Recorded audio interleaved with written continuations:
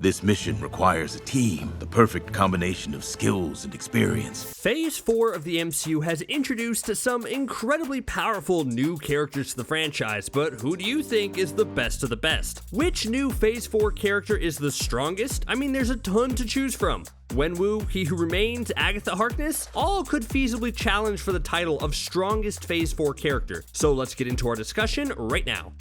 Yes, we've obviously been introduced to Wanda earlier in the MCU, but Phase 4 has fully introduced the Scarlet Witch. Call it untapped potential, call it a clever retcon, but whatever you want to say, Phase 4 has given us a new side of Wanda, and she's easily taken the mantle of most powerful character we've seen in Phase 4. Starting with WandaVision, we learned that Wanda wasn't just some, as Maria Hill calls her, weird girl, but rather had the powers of the Scarlet Witch within her, and those abilities manifested themselves during the events of WandaVision. Now, Wanda is capable of rewriting reality itself. So yeah, if you go up against her and all you have is a shield, or stretchy powers, or mutant psychic powers, just to randomly name a few, then you're probably gonna have a bad time.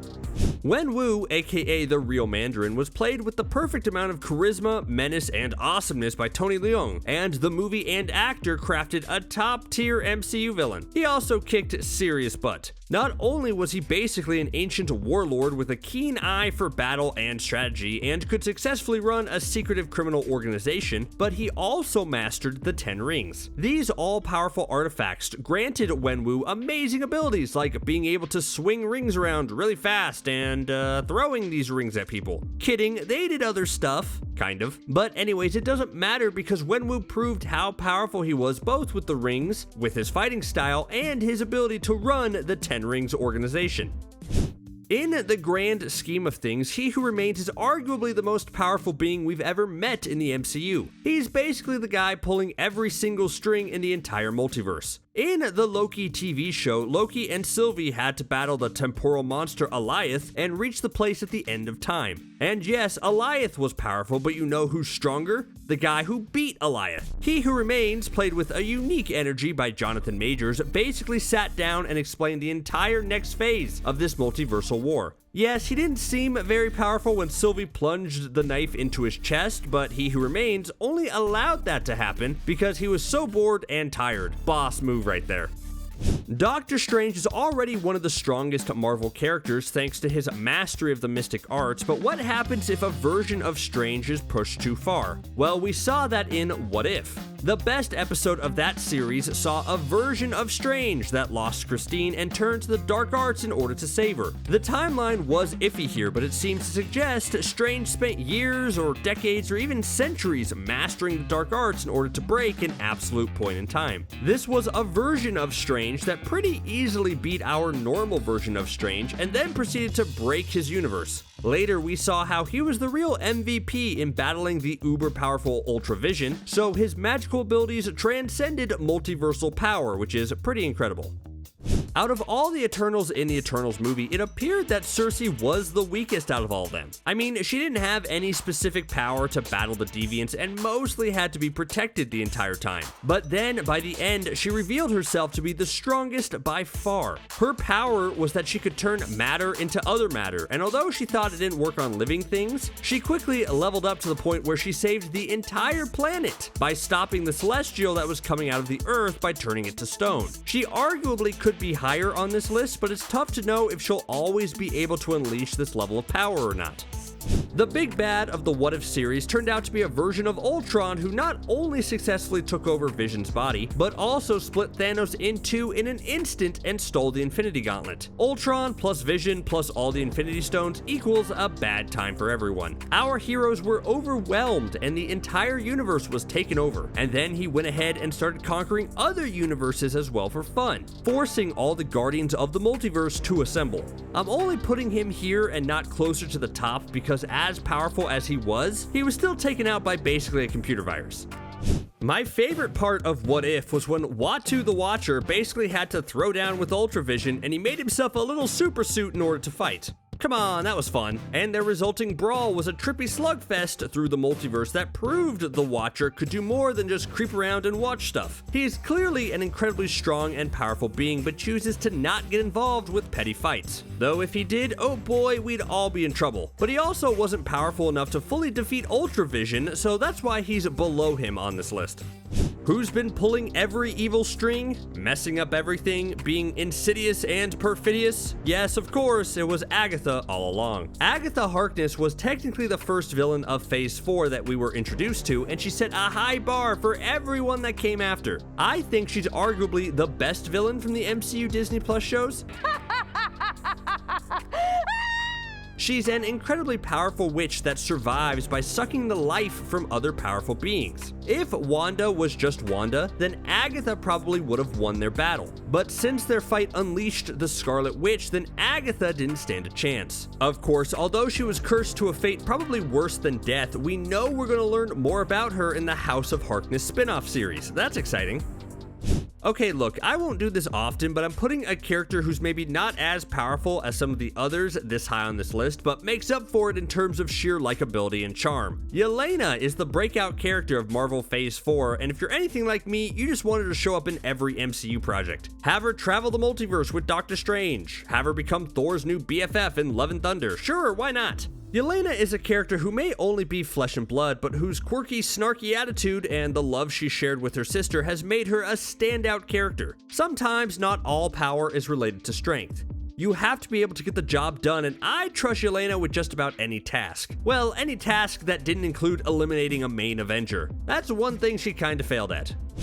Shang-Chi ended his first solo movie in a great position. Not only did he assert himself as one of the best martial artists and fighters in the MCU, but things wrapped up with him taking possession of the 10 rings. This means that Shang-Chi will probably only continue to rise on this list as the years go on. What's really cool about this character is the potential. Shang-Chi ended with them deciding to explore the origins of the 10 rings, and if my theory is correct, that will lead them to unlocking even more abilities than what we've seen so far. So on a Street Fighter level, Shang-Chi is amazing, and on a more mystical, shiny, laser shooting level, he's going to become one of the best. The MCU for the longest time didn't have a proper speedster. Quicksilver was around for about 2 seconds, and then Quicksilver's doppelganger, who looked like Evan Peters, turned out to be just a Ralph Boner joke. But the Eternals changed that with the introduction of Makkari. I've always said speedsters are the most powerful heroes, and really they should only be beaten when the story needs them to be beaten. Otherwise, they should be able to solve every problem in the blink of an eye. Makkari was a standout of Eternals too, and she's one character I want to see more of really soon. I won't get too spoilery here, but America Chavez promises to be one of the most important and powerful characters in this multiversal arc of the MCU. She has the power to punch star-shaped holes into the very fabric of reality and traverse the multiverse. Sure, in the Doctor Strange sequel, she can't control this power, and it makes her an overall target for dark forces, but it's still something that's incredibly powerful. If she ever fully masters this skill, she could presumably end just about any fight by punching someone into a different universe. Imagine how easy fighting Thanos would have been if America was there to punch the Mad Titan into a universe where there were double the resources. Would have solved everything. Moon Knight recently wrapped up its first season, and it showed just how powerful someone could be if they chose to be an avatar of an Egyptian deity. In Mark Spector's case, it allows the former mercenary to become the Fist of Vengeance for Khonshu, a giant skeletal bird Egyptian god who wants to punish all those he deems evil. Yeah, Khonshu can be annoying with his constant cries of punishing the wicked, but the perks are pretty good. You get the Moon Knight suit, which can be formed into just about any style you want, as well as being able to beat death. If you're Khonshu's avatar, then the god can just bring you back to life whenever you expire, which, given the line of work most heroes are in, this is an invaluable skill to have. Druig may not be super reliable in a fight, unless you need a head smashed in with a rock, I guess, but he's still one of the most powerful Eternals. His powers are mostly mental, with him being able to control the minds of large groups of vulnerable people, using telepathy to read minds as well as possess the bodies of those he controls. That's sort of terrifying when you think about it. And because Druig gives off such a sinister energy, you'd be forgiven if you thought he was a bad guy, but nope, at least he showed up for the final fight to save the world. Yes, Kingo, that's a dig at you. This is a special 2-for-1 entry. Wanda's kids, Billy and Tommy, showcased some impressive early skills in the WandaVision TV show. Tommy turned out to take after his uncle and became a speedster, while Billy inherited his mother's gift by being able to use psionic abilities, as well as could technically predict the future. Both of them grow up to be strong heroes in the comics, especially Billy, but they're here on this list because it's unclear if we'll ever see them grow up to become their comic book selves. I hope we do. What if Peggy Carter took the super soldier serum instead of Steve? Well, you get Captain Carter. The very first What If episode introduced us to this new version of Captain America, and she kicked all the butt you would expect. Already a skilled soldier and agent, Peggy Carter was not corrupted by the super soldier serum, and instead became the greatest hero of that timeline. Strength-wise, she doesn't stand much of a chance against universe-altering beings of pure cosmic energy or anything like that, but like Steve Rogers, she proves to be an excellent leader, and in the What If show was vital in saving the entire multiverse against UltraVision. Thena is probably the strongest straightforward warrior for the Eternals. Like, if you gathered all the Eternals together and had to choose one to fight in like the gladiatorial pits of Sakaar, then I'd probably want to choose Thena. She's strong, fast, and incredibly talented with a whole assortment of weapons. She can slice and dice you before you have a chance to think, and even though she may not know how a toaster works, she still won't hesitate to take you down. I don't think any of us expected Loki to be a love story, and I don't think anyone expected that love story to be between two different variants of the same person. But I mean, how could you not admire Sylvie? I mean, she's fought her entire life after escaping her own purging and has clawed her way up to destroy the whole multiverse system. And she does it too. Even though He Who Remained set things up for this to happen, Sylvie was the one to plunge the knife in He Who Remain's chest, which effectively kicked off this entire multiversal story that serves as the backbone for the current MCU Phase 4. That's power right there.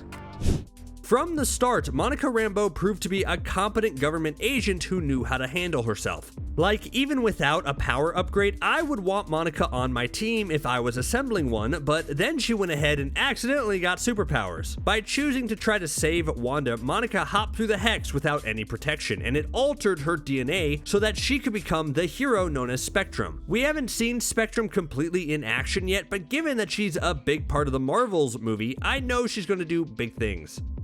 Ikaris was touted as the MCU's version of Superman, and given what we saw of him, it's hard to disagree. He had super strength, flight, speed, and devastating laser eyes. Plus, he looked like Richard Madden, which is always a fun added skill. Anyways, when Ikaris revealed his true nature, it was clear that he was stronger than all the other Eternals, and everyone knew it. They had to team up in order to at least restrain him, and even that proved difficult. We are all lucky that Ikaris decided to change his mind and felt so guilty that he flew into the sun. If he had stuck with his convictions and beliefs and stayed evil, then I don't know who in the world could have stopped him. Gilgamesh frustrates me. I loved the character, and watching him punch things was my favorite thing about the Eternals movie, but we also couldn't get a read on just how strong he was. Like, Ikaris had more powers, but it seemed to suggest that just in terms of brute strength, Gilgamesh was stronger. But there was really no frame of reference for that, as we only saw him punch deviants. Like, is Gilgamesh as strong as Thor, Captain Marvel, Vision? Tough to say, and now I guess we'll never know.